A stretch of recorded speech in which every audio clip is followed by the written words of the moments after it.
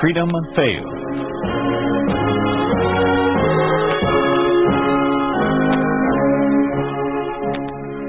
We'd like to take you on a visit to a town that doesn't exist. A town we call Springfield, USA. We'd like to show you how things would be in any American town if communism took over. This is the story of what can happen to a scientist under a communist regime.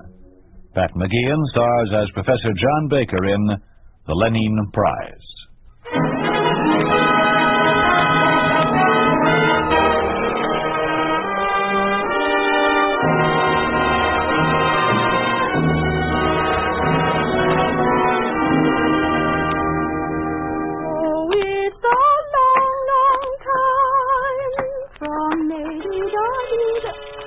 All right, I'm coming. How can the comrade workers prepare a decent meal if the burger keeps buzzing all the day? Rise up, ye children of privation. Rise up, all ye who are forlorn. Rise up, ye Oh, it's only you, Professor Baker. You're home early. A little more rising, Eileen, and you'll raise the roof with that Communist International. Well, you never know who might come knocking at the door. Oh, you've forgotten your hat again. Mrs. Baker ain't going to like that. I'm not exactly a delicate, doddering old man. Nor will you see your 40th birthday again, Professor. Now, you got to be more careful fooling around at the Institute with all them bugs and microbes and genies. Genes, Eileen, genes. Oh. The little organisms which gave you those bright Irish blue eyes. Soviet Irish blue, Professor. Yes, I suppose so. Soviet Irish blue. Well, I'll be off to my kitchen. Oh, it's so long. Oh, Eileen, isn't my wife home? Oh, she's been upstairs all afternoon mooning at that wardrobe trunk in the hall closet. Oh, yes. Thanks, Eileen. I'll be upstairs.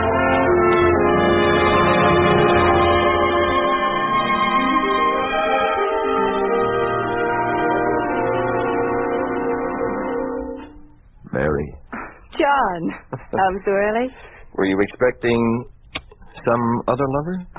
John, you're not early because of some bad news. Of course not. I just didn't want you to have all the fun sighing at the trunk, so I left the Institute early. To sigh at it with me? Mary, do you think we might just take it out of the closet? To see if the Niagara Falls label's still on? Oh, yes. Mary, do you remember 19 years ago? 19 years ago this June. Yeah. Oh, John, you're a romantic fool. Fool, am I? Dr. John Baker, Chief Biologist of the Ohio Region Biological Institute, and one of the 10, only 10, mind you, honored scientists of the American Soviet Republic. I wouldn't want the Central Committee to hear you calling the latest recipient of the Lenin Prize. Latest, most likely recipient of the $1,000 prize. Don't be mercenary, Mary. Let's call it by its name. The Lenin Prize. Well, it's $1,000, whatever you call it. And without it, we couldn't afford the trip to Niagara Falls. But, thanks to the Central Committee... You mean, thanks to your research? Really, thanks to the editors of the Science Quarterly who chose my theories over Lysenko's. Chose? Yes. Oh, John, is the Quarterly out? Mary, And your paper's been chosen for publication. You've won. Mary, not so fast. Slow down. I didn't say... But you said chose. Well, only because Ben Saunders told me it was certain my paper would be chosen. Oh. But on his say-so, I went down to the railway commissariat this afternoon and bought our train tickets. We leave a week from today. Well, I suppose if Ben said so. After all, he is the director of the Institute. More important, he's the party secretary for the region. He's bringing an advance copy of the quarterly with him. Oh, John, with your article in it? Well, I expect so. John Baker, if you don't stop teasing me, making me go hot and cold like water tap... Now we can take the trunk out.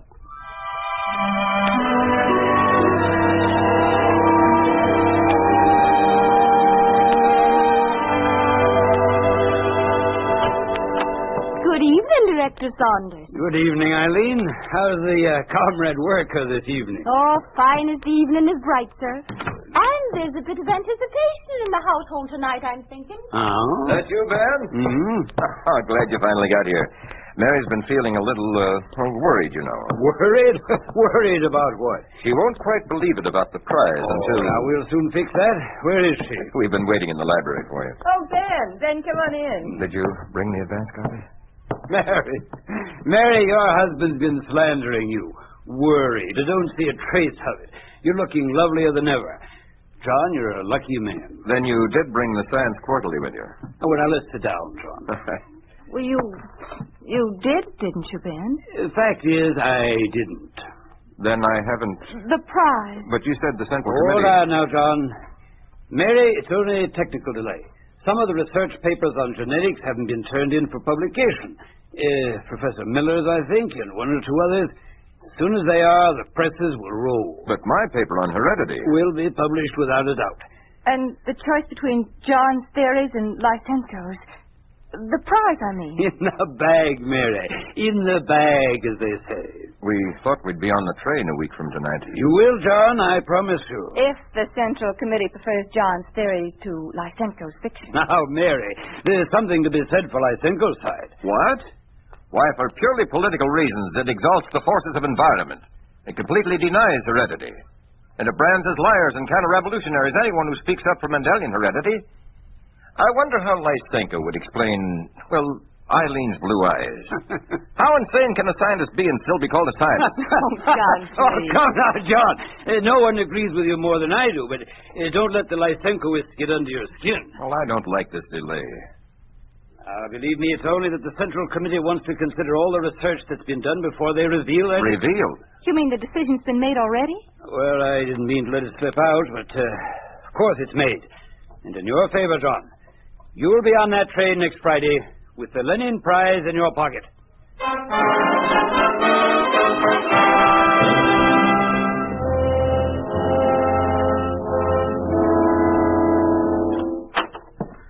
Morning, Miss Kimball. Good morning, Professor Miller.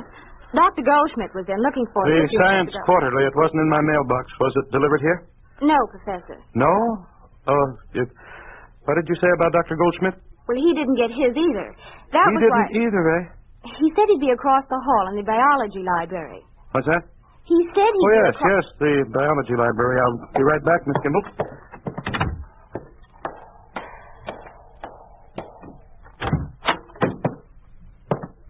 Goldschmidt? Here, Where? in the alcove. In the physical chemistry? No. Here, in the biology. Oh, what is it? Why? Take this. Journal of Biology? Take it. Make believe you read it. Oh. You two have not received the Science Quarterly. No. But why only us? It is not only us, not Mazzini, nobody. It did not publish. I don't like it, Goldschmidt. I don't... Keep down the voice. Oh. Also, I don't like Director Sanders to ask me 20 times why my results are not ready for the quarterly. Me too. He knows my experiments don't support Lysenko's theories. Mine also support Professor Baker, not this political foolery. Maybe it's foolishness, but the Lysenko theory fits the Communist Party line. And if Sanders... Who is it? I cannot see. Wait. Mazzini. Here.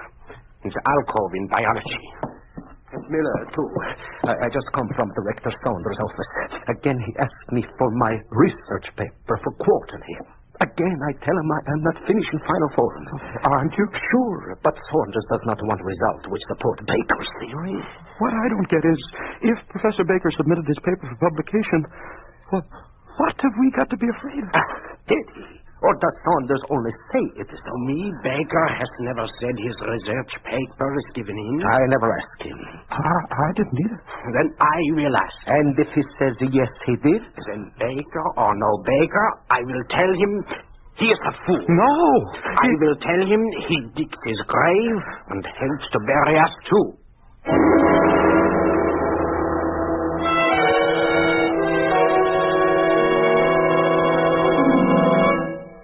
Professor Baker. Yes, Goldschmidt? The quarterly has not come out. I know. Is something wrong? It's not out because some of the men have not given in the research for publication. So Director Saunders told me. Haven't you?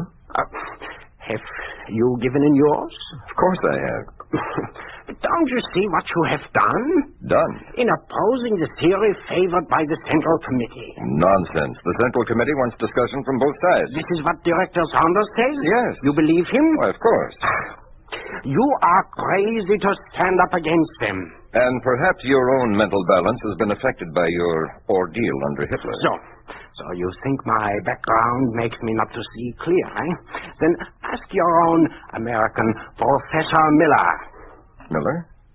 What about him? His eyes are not sleeping to what is going on. You mean he hasn't submitted his paper on hybrid corn? Exactly what I mean. But his research is airtight. Exactly. Then why doesn't he? Because his neck is more important than his data. He wouldn't suppress his results. No, he's going to burn them. You're mad. Have you seen him today? No. Then go see him. I will.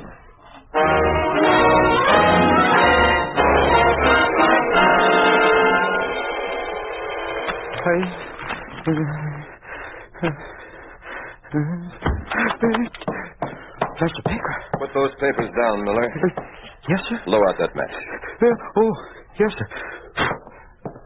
What's wrong with you, man? I've got to burn my data. I've got to protect myself. I've worked too hard too many years. I can't start over now. There'd be no place to go, no. Good heavens, man. Do you want to burn 5 years of work? I'm saving my life. You're hysterical. No, I know what I'm doing. So for weeks, Saunders has been after me to hand in my refutation of Lysenko, to submit it, to publish it. He's kept after Goldschmidt and Mazzini, too. Mazzini, too? Yes. If we publish, it becomes public evidence of our opposition to the party line, to the Central Committee. I've handed in my results for publication, and I've attacked the whole Lysenko's theory. You're too big for them, Professor Baker. Get hold of yourself. What happened to Wilson at the California Institute? A political scientist. And to Simpson at New York. An opposition economist. Biologists are no different. Oh, nonsense. I'm afraid. I'll vouch for it. Could even mean my life. I'll protect you. I can't. I've got to burn. Mazzini? Professor Baker, I look for you. Mazzini, have you gone mad, too? Rector Saunders has me in his office 3 times today. Again, he asked for my research for quotes. Oh, you're all acting like children. Sure, but with the instinct like a child. Why Saunders wants the paper? Everybody in the Institute know only 4. 4 in 25 scientists are against Lysenko theory. Yes. Only me and Goldschmidt and Mazzini. And you, Professor Baker. And only after us do Saunders keep asking for research papers. Why? A trap? Nonsense. And why not he ask for papers from Lysenko? Because he favors my theories. He told me so himself. How do you know? For 14 years, you go from home to laboratory, from a laboratory to home, and read. What do you read? Journal, Biological Chemistry, of Chemical Physics, Journal of Genetics. But do you read Pravda? You read Svetya, Communist Party newsletter, Ohio Region Party newspaper. Oh, no. You are a great scientist, Professor Baker. But in politics... Listen to me. I know Ben Saunders. I have known Ben Saunders for 20 years. He was the best man at my wedding. He introduced me to my wife. Yes, wife. I, too, am married. I, too, have a wife. What you have thought about your wife? You know what I think all day? I think I do not want to put my wife in danger. Into hands of Director Saunders, of Party Secretary Saunders. But your wife, Now, finally, you think about people. But what is your wife to do with... If I am a purge from Institute, what she do? But you won't be. Suppose. But you're imagining. Suppose. Ben Saunders What says... Central Committee says. But Ben says... Don't trust him. I'll go to see Ben Saunders again. Now.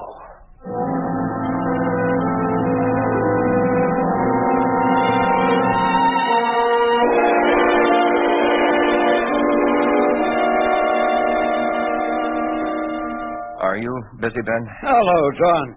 That'll be all, Miss Simmons. I'll give you the rest of the letters later. Yes, sir. Come in, John. Sit down.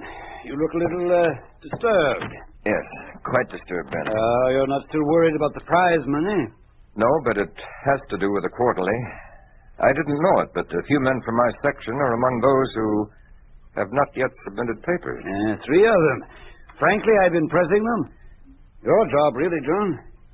I don't understand it. You think that scientists would deliberately withhold the results of their research? They're intimidated by the apparent policy of the Central Committee, and by the fact that you're a party secretary. Oh, how can they be so intelligent in the laboratory and so stupid outside? I've tried to reason with them.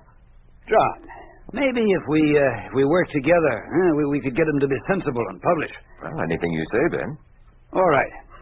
What is there, a little dinner party at your house where they'll feel safe? Well, Mary's got her hands full getting ready for our trip, getting our clothes clean and ready to pack.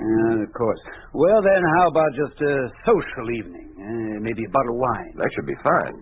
Whom shall I ask? Miller, Goldschmidt, Martini? Yes, and I'll ask Professor Markham, too. Markham. I don't believe I know him. The new man in the zoology department. He needs a little reassurance, too, I think. All right, then. Tomorrow night? Fine. About 8:30? Fine. And I'll have a few bottles of Madeira to help put them at ease.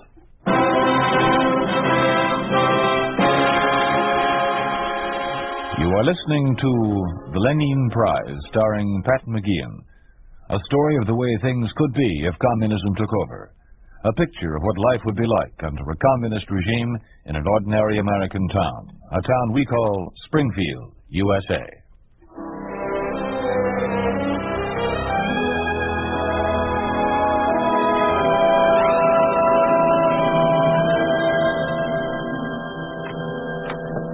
Professor Baker, here we are. Good evening, Goldschmidt. Miller, Martini.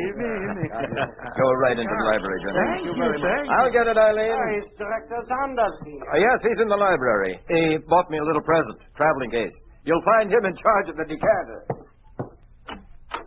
Oh, Professor Markham? Professor Baker, am I late? Not at all. I'm very glad to meet you. The others just got here.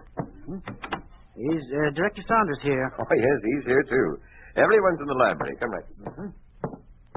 Provisions of the Constitution of the American Soviet Republic, which guarantees... Professor Markham. Gentlemen, let me introduce a new member of our zoology department.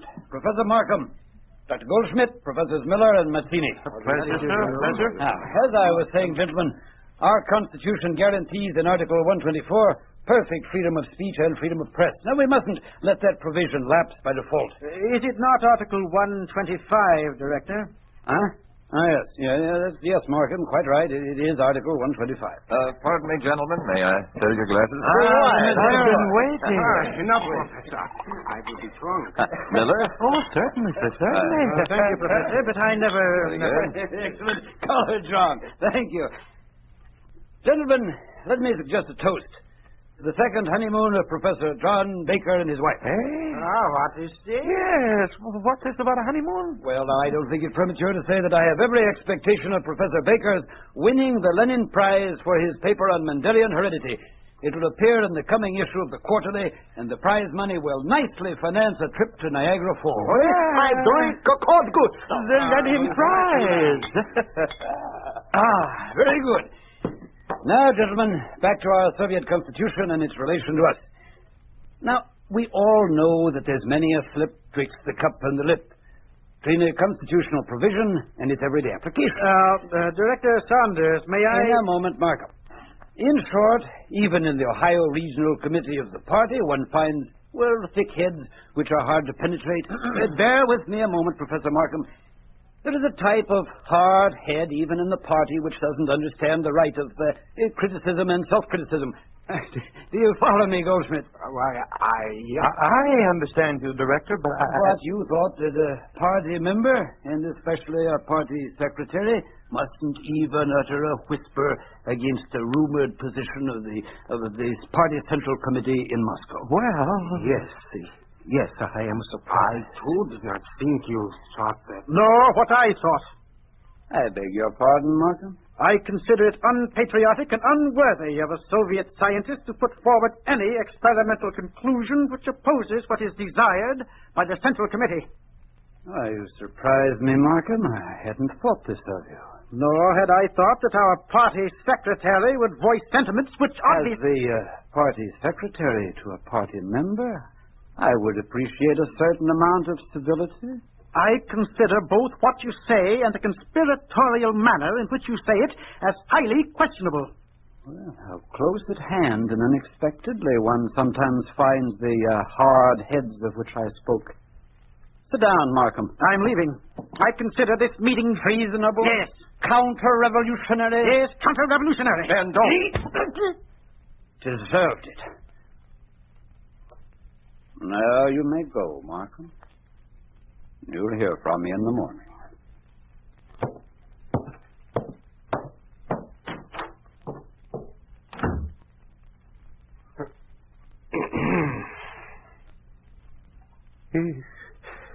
He'll denounce us all.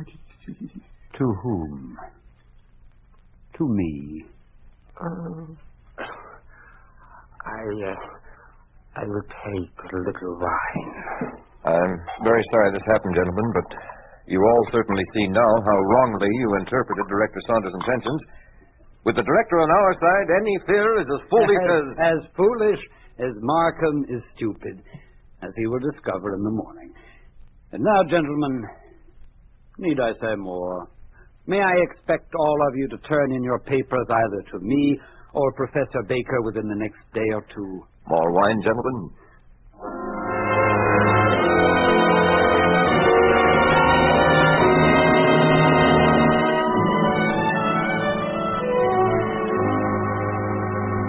Good morning, John. Ben? Professor Miller. Here, take this chair. Thank you. Now, John. Here they are, Ben. The research papers ready for publication. Every one. You don't know what this means to me. Not only as one who desires to see the party flourish, but also as a scientist. Yes. Mazzini's refutation of Lysenko and Miller's fallacy of Lysenko's theory on hybrid corn. Very good, Miller. Thank you, Director. And Goldschmidt's paper, too. Well, this means the quarterly is as good as published. You'll see it Friday night. And, John, the name of the winner of the Lenin Prize will be on the cover. I've borrowed against that, Ben. Mary and I will be taking the midnight train. Well, why shouldn't we celebrate? A triple celebration. You're winning the prize, your trip, and our own resolve to uphold the spirit of our freedom of science. A very good idea. Why not at my house for dinner in the evening? Count me in, John. Good. Miller, you tell the others. This time we won't invite Markham. Till Friday evening.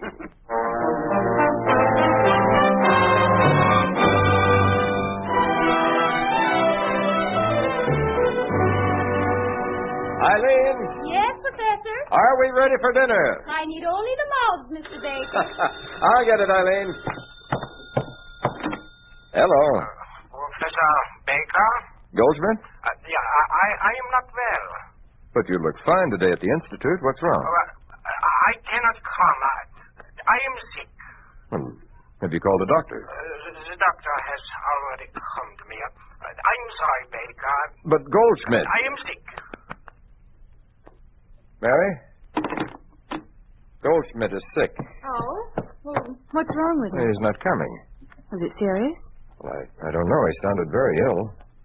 But he did have a doctor. Oh, what a shame. Excuse me, dear. Hello. Professor Baker, this Mrs. Miller? Yes, Miller. Going to be a little late? I'm at the Institute. What, at this hour? I had a little more extra work to finish up. Are you all right, Miller? Of course. Well, of course I'm all right. You sound a little... Fine, Attorney, fine. Oh, then you'll be right over. No, you go ahead without me. I'll be late. How late? Just late, Professor. I can't say any more. Miller, what's wrong? Goodbye, Professor Baker. Mary, something's wrong. Yes, it is strange. I'll call Mazzini. Yes.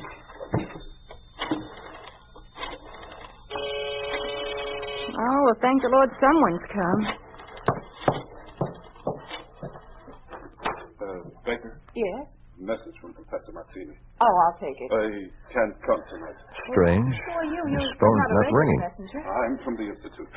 Good night. Well, wait a minute. John? John. Mary, did I hear Mazzini's name? His phone didn't even ring. Why, he isn't coming either. That was a message from him. I'm going to call Ben. I don't think that man really was from the Institute. First Goldschmidt, then Miller, now Mazzini. What's wrong here? Mary, something's happened to the telephone. It's completely dead. Oh, maybe it's off the hook in the kitchen. Eileen! Oh, there's the kitchen door. Yeah.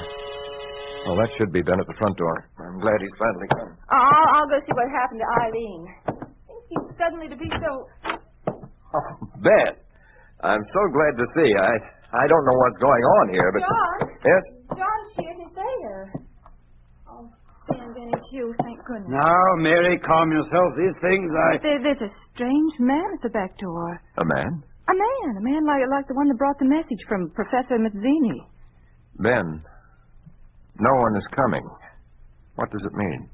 I'm afraid it means that the Central Committee doesn't look with favor on those who oppose their obviously better judgment. Ben, but you... I take my orders from the party. And you, Ben, represent the Central Committee. At the Institute. And on the Science Quarterly. And slapping Markham? A bit of make-believe. To make the others submit their articles to the Quarterly. Yes, I brought an advance copy for you. Carries raw paper, and Goldschmidt's, and Miller's, and Mazzini's. But the prize. Ben, the Lenin Prize. Mary, dear, it seems that Lysenko has won. A trip. Only off for you, Mary. Your husband will be going. Going? Oh, what do you mean? John, what does he mean? It's quite plain, my darling. I'm going away. Alone. When, Director Saunders? Now, you've packed, don't you? No, Ben. Please. Let me read you the inscription from the cover of the Quarterly, Mrs. Baker. At least you will understand why your husband must go. It reads, and the color is bright red, "Glory to the great protector and protagonist of science, our deepest source of inspiration and courage to seek the truth, the Communist Party." Saunders, what's the delay? He is coming, Comrade Markham.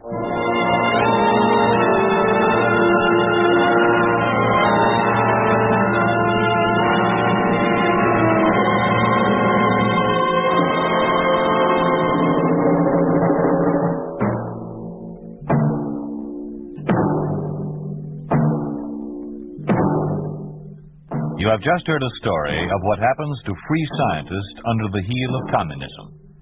You think this could not happen?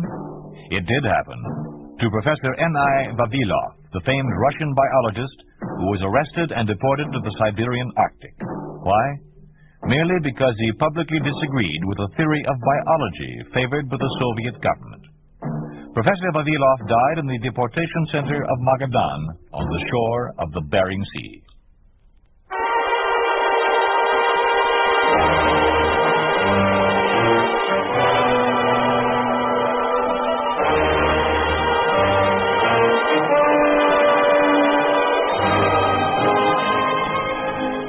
You've been listening to If Freedom Failed, starring Pat McGeehan as Professor John Baker in The Lenin Prize. Music was composed by John Hicks, with musical direction by Michel Perrier. The Lenin Prize was written for If Freedom Failed by Arthur Weiss, produced and directed by Robert M. Young. Sergeant Lloyd Eyre speaking. This program has come to you through the worldwide facilities of the United States Armed Forces Radio and Television Service.